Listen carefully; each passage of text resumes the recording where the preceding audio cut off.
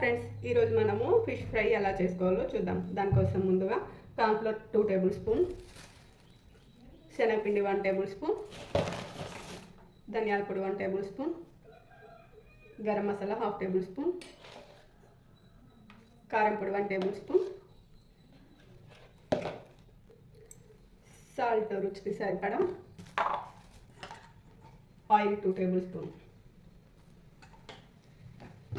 వేసి ఇవన్నీ బాగా కలుపుకోవాలి.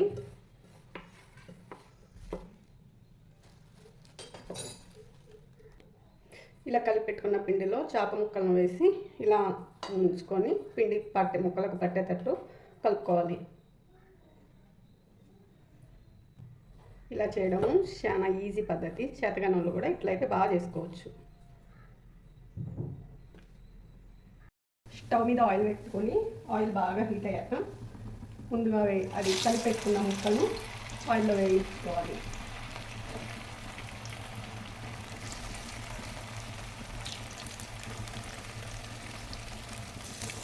ముక్కలను అటుపక్కకు ఇటుపక్కకు తిప్పుకుంటూ బాగా కాలే వరకు వేయించుకోవాలి.